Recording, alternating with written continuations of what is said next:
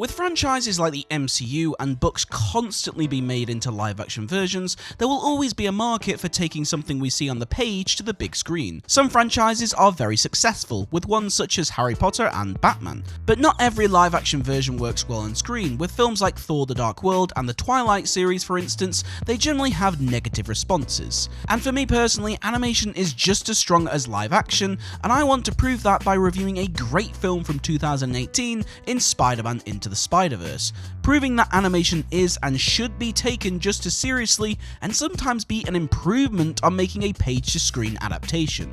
Hi there, it's me, the Average Critic, and if you haven't already, now is a good time to subscribe and hit the notification bell for more great animation content, and let's talk about Spider-Man Into the Spiderverse, proving animation's worth.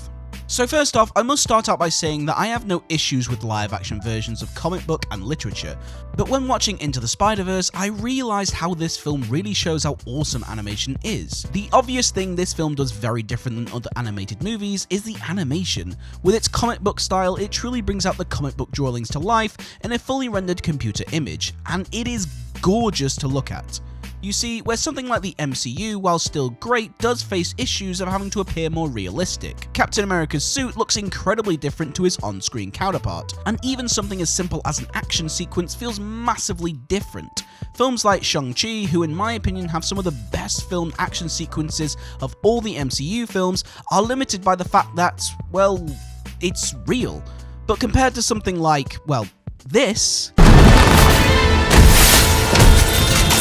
Have you seen this? It is totally different. Putting something like this on the real-life screen, it would have to look incredibly different, and most audiences would consider it an overabundance of CGI effects.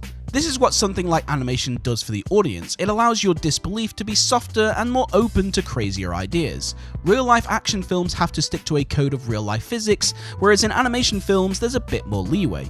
Sticking with the animation, let's look at the characters. Take a character like Kingpin, who appears in both this film and a live-action version. Don't get me wrong, I love Vincent D'Onofrio as this character, and he does a killer job performing as this role.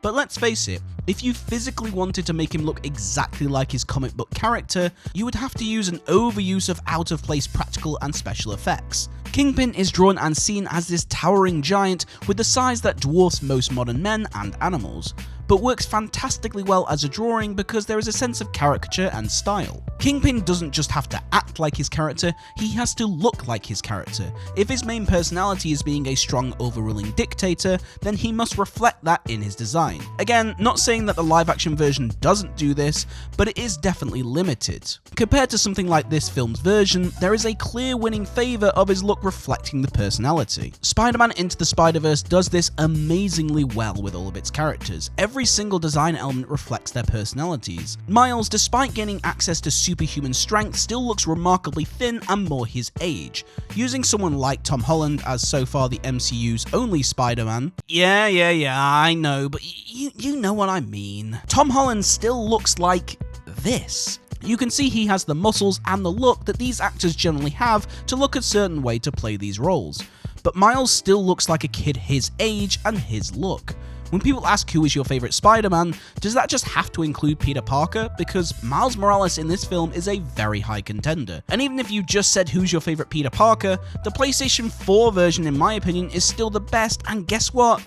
That's animated too. But Into the Spider-Verse really captures the element of what a comic book movie is, the style, the humour, and the heart. Even despite being a clear comic book style movie, it doesn't stop this film from having some wonderful themes of identity and what it means to be a superhero and Spider-Man. We have been watching comic books in animated form for a very long time, with Spider-Man the Animated Series being one of my personal favourites, but it is always seen as simply just a childish cartoon, and yet some of the best Batman films are animated, with Mask of the Phantasm being, in most fans' opinion, the best rendition of Batman there is, and some of them being very adult indeed. But Spider-Man Into the Spider-Verse really brought animated comic book movies into the light of being taken seriously as a form of art. Once again, even the biggest Batman fans, when asked who is their favourite Batman, they tend to say Kevin Conroy. The Henry Cavill meme comes to mind. I realised I haven't really talked about the movie much yet. First, it introduces us to a more modern main lead, as Miles Morales is a relatively new character in Marvel Comics. Despite it having a large number of black actors and containing a black male lead, this film came out the same year as Black Panther, and yet that film got praised way more because of its diversity. But in my opinion, this film has a much stronger story and better characters. Not to mention, Into the Spiderverse has to go against what a lot of audience think Spider-Man is, going from Peter Parker to Miles Morales. Going from Peter Parker to Miles Morales is a huge step up and just shows how amazing Miles Morales is as a character, because he has some pretty big shoes to fill. Everything down to the music just screams fun and introducing us to a very different culture without it being thrown down your throat. Sometimes diversity for diversity's sake isn't always the way to go, but Into the Spider-Verse never feels unnatural when it comes to its cast and characters. And speaking as a person who for the most part does not listen to any form of modern day music, listening to Post Malone's Sunflower definitely is a wonderful step in the right direction with this film's soundtrack.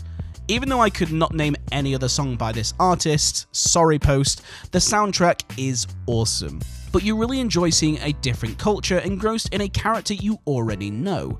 It's something familiar at the same time being different. Also, the cinematography in this film is absolutely incredible. The MCU for the most part tend to lack themes, and believe me, it's not a bad thing. Avengers Endgame is one of the greatest films in the world. They have great characters and great story, and that is always the most important thing of any film. But animation films, or particularly the best ones, have a running theme throughout the narrative, whether that's depression, life and death, or friendship. If you can have a strong theme in your movie and you've done it successfully, it will always elevate the importance of the film. Spider-Man Into the Spider-Verse isn't just a wonderful story filled with brilliant characters and incredibly unique animation, but a wonderful theme of identity and meaning. In a multiverse where it is possible to have an infinite number of Spider-Men, Miles has to find the will and his own identity to become Spider-Man.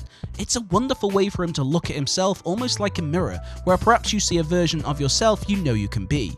Even something like Spider-Man No Way Home, which is a great movie, and despite having a similar theme with multiple Spider-Men, in my opinion Into the Spider-Verse does it even better because the theme is there throughout the entire film. Miles has a constant reminder of him trying to find himself, whether that's through his graffiti as Miles or his responsibility of taking over as Spider-Man. The filmmakers almost used Miles Morales to their advantage of him taking over the mantle after Peter Parker, the weight of carrying that title not just in his world but from us as an audience. He isn't a straight copy and paste version of Peter Parker, but isn't too far from the themes and ideas of what Spider-Man represents. Spider-Man Into the Spider-Verse is one step closer to showing animation, and certainly animated superhero projects are strong contenders when it comes to picking your favourite versions of your favourite characters. So after all that, Spider-Man Into the Spider-Verse gets my professional rating of 9 out of 10, and my personal rating of 9 out of 10 as well. It truly is a mix of personal score and professional one, as you really have to see it for yourself to decide if you like it as much or as little as me. But if you're interested in superheroes and animation, Spider-Man Into the Spider-Verse is one of the greatest ones there is. But thank you for joining me in this video. Let me know in the comment section your thoughts on Spider-Man Into the Spider-Verse, and tell me what are some of your favourite animated versions of superheroes. If you haven't already, make sure to subscribe and hit the notification bell for more animation film reviews. You can check out another video right here. But thank you so much for joining me, and I will see you all in the next one.